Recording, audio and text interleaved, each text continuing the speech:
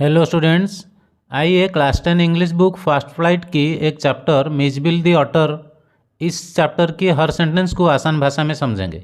इस चैप्टर में total 4 parts है और इस वीडियो में हम 2 पार्ट कवर करेंगे, नेक्स्ट वीडियो में और 2 पार्ट। चैप्टर का नाम है मिजबिल द ऑटर। मिजबिल एक नाम है और ऑटर जिसको ऊद कहते हैं, जो पानी में डुबकी मारकर जो जानवर मछली पकड़ते हैं खाते हैं उनको ऑटर कहते हैं। और उस एक ऑटर का नाम दिया गया है मिजबिल और इस चैप्टर का राइटर है गाविन मैक्सवेल। तो चैप्टर को शुरू करने से पहले यहाँ जो बिफोर यू रीड दिया है इसको थोड़ा देख लेते हैं।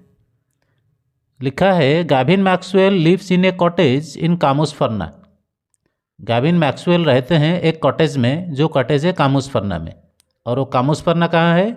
इन the west highlands in Scotland. Scotland country में उसकी वेस्ट पार्ट में जो ऊंची एरिया है वहाँ पर है Camusfearna. When his dog Johnny died, जब उनका कुत्ता जॉनी मर गया, Maxwell was too sad to think of keeping a dog again. फिर और एक कुत्ता रखेंगे ये सोचकर उन्हें दुख लगता था कि ये भी अगर मर जाएगा तो मुझे तकलीफ पहुँचेगा मेरे दिल को, तो कुत्ता ना रखे ये सोच रहे थे वो। But life without A pet was lonely dot dot dot. इसका मतलब है अकेला रहना बिना कोई पेट के ज़िंदगी भी बड़ा ही अकेला अकेला महसूस होता है। रीड व्हाट हैपेंड देन, फिर ये चैप्टर को पढ़ो इसके बाद क्या हुआ इन मैक्सवेल्स ओन वर्ड्स, और ये चैप्टर खुद मैक्सवेल लिखे हैं। तो चलो शुरू करते हैं, हर लाइन को आसान भाषा में समझते हैं। मैक्सवेल लिख रहे हैं, early in the new year of 1956 I travel to southern Iraq. 1956 year की अर्ली पार्ट में मैं गया इराक की southern part. By then it had crossed my mind that I should like to keep an otter instead of a dog. तब तक मैं अपनी mind में ये फाइनल कर दिया था कि मैं एक ऑटर रखूँगा कुत्ते के जगह, यानी कुत्ता नहीं रखूँगा पेट के हिसाब से।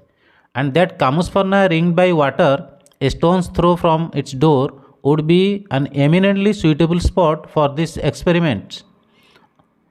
इसीलिए वो सोचते थे ऑटर रखेंगे क्योंकि वो जो कामुसफर्ना है वो रिंग्ड बाय वाटर है, इसका चारों तरफ पानी है, और एक स्टोन एक पत्थर अगर फेंका जाए उनके डोर से वो पत्थर जाके पानी में गिरेगा, यानी उनके कटेज से पानी इतनी ही दूर है। तो would be an eminently suitable place. तो इसका मतलब ये जगह एक सुइटेबल जगह होगा किसके लिए ना, ये एक्सपेरिमेंट के लिए, यानी नई एक्सपेरिमेंट ऑटर रखना अपने पास, तो इसके लिए ये सही होगा, एक ऑटर रखना ही ठीक है।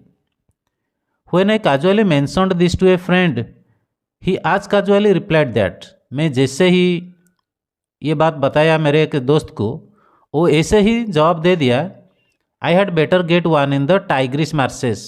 उसने बोला कि मुझे आराम से मिल जाएगा एक वो टाइग्रिस मार्सेस एरिया में। टाइग्रिस इराक का एक एरिया है जो मार्सेस एरिया है। मार्सेस मतलब जहाँ वेटलैंड जिसको कहते हैं, दलदल एरिया, उस एरिया में मिल जाएगा एक आराम से।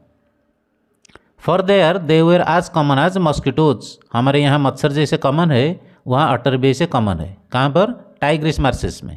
And were often tamed by the Arabs, और यहाँ वहाँ के जो अरब लोग होते हैं वो भी अपने पास अटर रखते हैं पेट एनिमल के हिसाब से।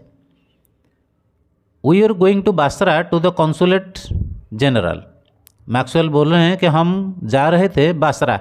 बासरा एक टाउन है इराक में, वहाँ जो कॉन्सुलेट जनरल ऑफिस है यानी फॉरेन एम्बेसी, वहाँ पर हमें जाना था। क्यों? To collect and answer our mail from Europe. हमारे यूरोप कंट्री से कोई मेल अगर आया है तो उसको कलेक्ट करेंगे और उसका जवाब भी देंगे। At the consulate general we found that my friend's mail had arrived but that mine had not. Consulate general office में पहुँचकर हमने देखा कि मेरे दोस्त का तो मेल आ गया है लेकिन मेरा नहीं आया है। आगे देखते हैं। I cable to England. I cable to England मतलब मैंने टेलीग्राम किया England. And when 3 days later nothing had happened, जब 3 दिन के बाद कुछ नहीं हुआ, आई ट्राई टू टेलीफोन। फिर मैंने कोशिश किया कि नहीं टेलीग्राम नहीं होगा, टेलीफोन करना पड़ेगा। The call had to be booked 24 hours in advance. आजकल के ज़माने में जैसे हम जब चाहते हैं टेलीफोन लगा लेते हैं, तब ऐसा फैसिलिटी नहीं था। तो एक दिन पहले तुमको एडवांस बुक करना होगा फिर एक दिन के बाद तुम्हें जो टाइम मिलेगा उस टाइम में आकर टेलीफोन करना। तो एडवांस बुक कर किया मैंने। On the first day the line was out of order, और जब मेरा बारी आया उस दिन telephone line out of order था, यानी काम नहीं कर रहा था। On the second exchange was close for a religious holiday, और दूसरा दिन वो टेलीफोन एक्सचेंज बंद था कोई रिलीजियस हॉलीडे यानी धार्मिक उत्सव के लिए। On the third day there was another breakdown, और तीसरा दिन और कुछ ब्रेकडाउन यानी खराबी आ गया है उस सिस्टम में, टेलीफोन सिस्टम में। My friend left and I arrange to meet him in a week's time.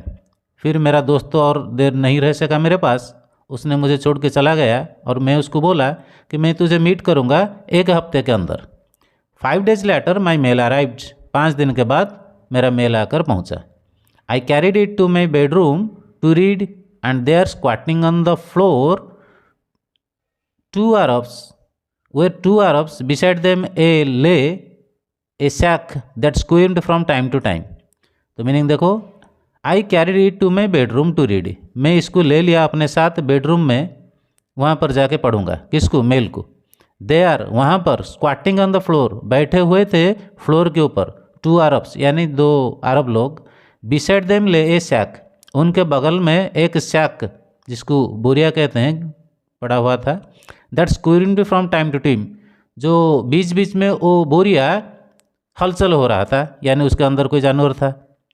They handed me a note from my friend, वो दोनों एक नोट यानी कोई पेपर के ऊपर कुछ लिखा हुआ था उन्होंने मुझे दिए जो मेरे फ्रेंड की तरफ से था, और उस पेपर में लिखा हुआ था here is your utter dot dot dot, यानी ये है तेरा अटर, जो अटर तू चाहता था और तुझे मिल गया। अब चलो शुरू करते हैं पार्ट 2। पार्ट 2 ये रहा, लिखा है with the opening of that sack began a phase of my life. उस सैक यानी उस बोरिया को खोलने के साथ साथ मेरे ज़िंदगी का एक फेज शुरू हुआ, मतलब एक पहलू शुरू हुआ मेरे ज़िंदगी का। That has not yet ended, और वो पहलू आज तक एंड नहीं हुआ है, क्लोज नहीं हुआ है। मैं for I all I know not and before I do, और मुझे जितना जहाँ तक पता है ये पहलू ख़त्म नहीं होगा जब तक मैं ख़त्म नहीं करूँगा। It is in effect a thraldom to otters, और ये है वो पहलू ये है कि एक मेरे ज़िंदगी का एक थ्रालडम अटर के साथ शुरू हो गया है, मतलब अटर के साथ मेरा एक गुलामी की ज़िंदगी शुरू हो गया है। ऐसे कहो तो एन अटर फिक्सेशन, जैसे अटर से मुझे निजात नहीं है, मैं उसके साथ फिक्स हो गया हूँ। That I have since found to be said by most other people, यही बात मैं दूसरे लोगों से भी सुना हूँ कि अपने पास अगर अटर रखोगे तो उसके साथ तुम फिक्स हो जाओगे, उसकी थ्रालडम, उसकी गुलामी के अंडर तुम आ जाओगे। हुआ एवर ओन्ड वन, जो कोई भी अटर अपने पास रखा है उससे ये बात सुनने को मिलता है। The creature that emerged from the sack on the spacious tiled floor of the consulate bedroom resembled most of all a very small medievally conceived dragon। इसका मतलब समझो, द क्रिएचर यानी वो जानवर, that emerged from this sack, इस बोरिया से जो निकला, कहाँ पर निकला? Spacious tiled floor of the consulate bedroom, वो कॉन्सुलेट जनरल ऑफिस में एक बेडरूम इनको मिला था मैक्सवेल को, उस बेडरूम का फ्लोर जो टाइल से बना हुआ था, वो थोड़ा बड़ा रूम था, स्पेशियस था, उस फ्लोर के ऊपर जब ये अटर निकला बोरिया से, वो रिजेंबल्ड, वो बराबर दिखता था। कैसे दिखता था? A very small medievally concept dragon, यानी मेडियावल पीरियड में ड्रैगन कैसा होता है लोग जब सोचते थे जैसा, या उसका पिक्चर बनाते थे वो जैसा दिखता था, वो पिक्चर ठीक इसी तरह ये दिखा। From the head to the tip, सर से लेकर उसकी टिप तक यानी दुम की आखिरी एंड तक। He was coated with symmetrical pointed scales of mod armour, वो कोटेड था यानी उसके चारों तरफ बदन के ऊपर लगा हुआ था symmetrical pointed scales of mod armour, उसका जो स्केल्स मतलब छाल, वो सब पॉइंटेड दिखता था, और सिमेट्रिकल था मतलब चारों तरफ उसका बॉडी के पूरा कवर किया हुआ था।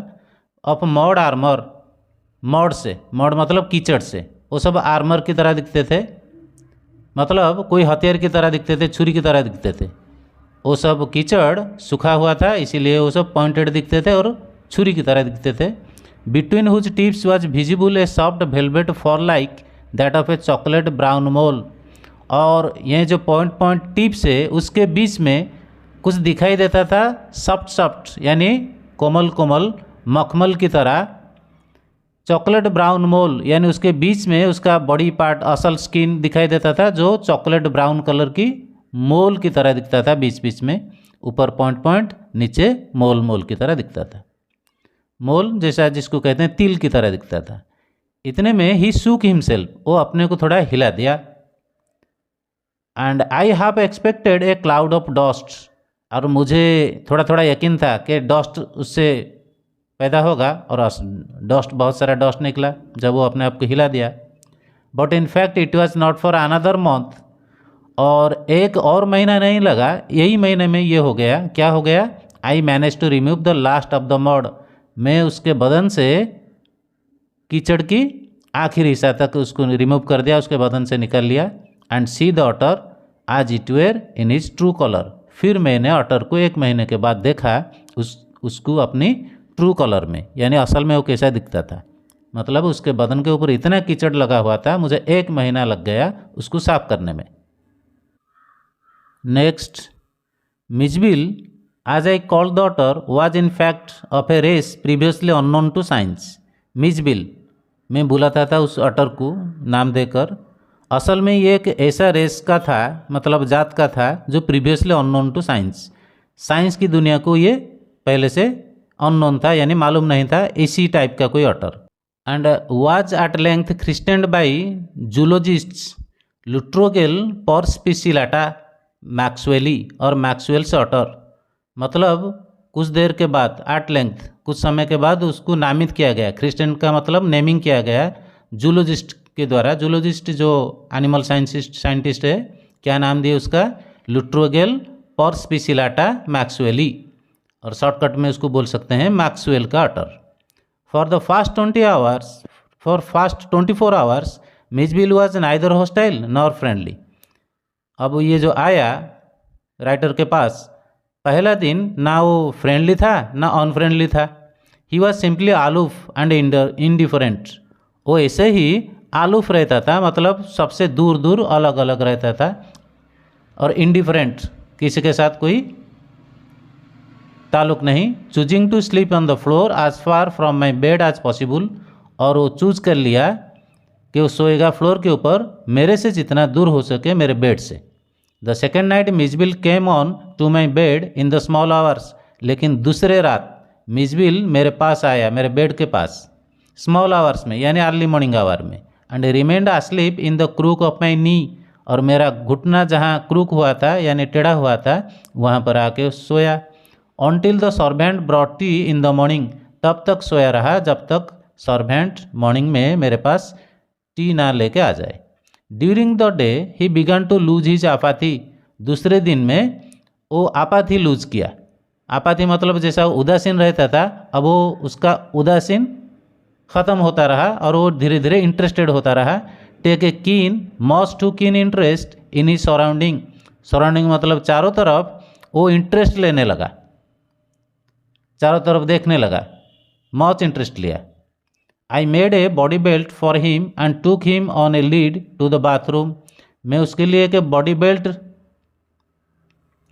बनाया था और मैं उसको लीड करके लिया, यानी आगे मैं चला, उसको पीछे पीछे लिया, कहाँ तरफ? बाथरूम के तरफ लिया। Where for half an hour he went wild with joy in the water, जहाँ पर आधा घंटा तक वो बिल्कुल खुशी से पागल हो उठा पानी में, खुशी के मारे। प्लॉन्गिंग एंड रोलिंग इन इट, और पानी के अंदर वो डुबकी मारता रहा, लौटता रहा, और क्या करता रहा? देखो, shooting up and down the length of the bathtub under water, bathtub जिसमें पानी रखा हुआ था उसमें वो शूटिंग अप एंड डाउन यानी ऊपर नीचे उछल रहा था। Making enough slosh and splash for a hippo, और बहुत सारा स्लॉश और स्प्लैश यानी पानी में इधर उधर होता था, पानी को चपर चपर कर रहा था जैसे हिप्पो करते हैं। This I was to learn is a characteristic of otters, ये बात जो मैंने सीखा ये एक कैरेक्टरिस्टिक है ऑटर्स की, मतलब ऑटर्स की ये फितरत है। वो क्या है? Every drop of water must be so to speak extended and spread about the place. पानी की हर बूंद कहा जाए तो वो एक्सटेंडेड और स्प्रेड होनी चाहिए, मतलब फैलाव होनी चाहिए, चौड़ा, थोड़ा चौड़ाई जगह में वो पानी होनी चाहिए।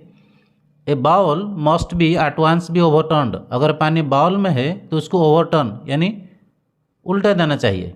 और if it will not be overturned, अगर तुमने उसको ओवरटर्न नहीं किया, नहीं उल्टाया, be sat in and sploshed in until it overflows. वो बैठ जाएगा उसके अंदर और स्प्लॉश करता रहेगा, मतलब चपर चपर करता रहेगा पानी को, ऐसा वो जैसा ओवरफ्लो होना शुरू हो जाए। Water must be kept on the move. तो पानी में कुछ ऐसा मूवमेंट होनी चाहिए। मेड टू डू थिंग्स, कुछ ना कुछ काम उस पानी में होते रहना चाहिए। व्हेन स्टैटिक, जब पानी स्टैटिक हो जाए यानी स्थिर हो जाए, it is wasted and provoking. ये पानी ऑटर्स के लिए वेस्टेड है और प्रोवोकिंग है, जिससे उसको गुस्सा आता है, इससे उसको कुछ फायदा नहीं है अगर पानी स्टैटिक है। 2 days later Mijbil escaped from my bedroom आज आई एंटर्ड इट। 2 दिन बाद की बात है, मिजबिल एस्केप कर गया, मतलब मेरे बेडरूम से निकल गया। कब? मैं जब बेडरूम के अंदर घुस रहा था। And I turn to see his tail disappearing round the bend of the corridor that led to the bathroom. फिर मैंने मुड़ा देखने के लिए कि कौन बाहर निकला, तो मुझे उसका टेल यानी दुम उसका दिखाई दिया, जो दुम डिसअपियर हो गया। कहाँ पर? जो कॉरिडोर, बरामदा की बेंड पोजीशन में, जो बरामदा की रास्ता जाता है बाथरूम की तरफ, वहीं पर। By the time I got there he was up on the end of the bathtub. जब मैं पहुंचा बाथरूम में, तब मैंने देखा कि वो बाथटब के एक एंड में बैठा हुआ है, fumbling at the chromium taps with his pause. और कोशिश कर रहा है, ट्राई कर रहा है, फॉम्बलिंग मतलब ट्राई कर रहा है, वो क्रोमियम से बना हुआ पानी का टैप को खोलने के लिए अपनी पॉ के मदद से यानी पंजे की मदद से कोशिश कर रहा है उस टैप को खोलने के लिए, जिससे पानी निकले। आई वॉज डैमेज्ड, मैं चकित होकर, आश्चर्य होकर देखता रहा, ताजुब होकर। In less than a minute he had turn the tap far enough to produce a trickle of water. 1 minute की कम टाइम में उसने खोल दिया उस टैप को, सही दिशा में मोड़ के, जैसे एनफ पानी, टिकल ऑफ वाटर, पानी की धार आ सके। After a moment or two achieve the full flow, और 1-2 सेकेंड के बाद पानी फुल फ्लो में आना शुरू हो गया। He had been a lucky to turn off the tap the right way. असल बात यह है कि वो उस दिन लकी था, सही दिशा में उस टैप को मोड़ा था। On later occasions he would sometimes screw it off still tighter. बाद में कभी कभी वो उस टैप को उल्टे दिशा में मोड़ देता था, जिससे वो टैप टाइट हो जाता था। Chittering with irritation and disappointment at the tap's failure to cooperate. और वो गुस्सा हो जाता था, चिटरिंग साउंड निकलता था, इरिटेटेड होके डिसअपॉइंट होता था, अनहैप्पी होता था कि टैप फेल हो रहा है, उसको कोऑपरेट नहीं कर रहा है। वेरी सुन मीज would follow me without a lead. और कम समय के अंदर मुझे उसको लीड करना नहीं पड़ा, वो मुझे फॉलो करता रहा ऑटोमेटिकली, कम टू मी, मेरे पास आता रहा। When I called his name, मैं जब उसका नाम बुलाता था। He spend most of his time in play. वो उसके टाइम की ज़्यादातर हिस्सा को खेलने में बिताता था। He spend hours सफलिंग A rubber ball.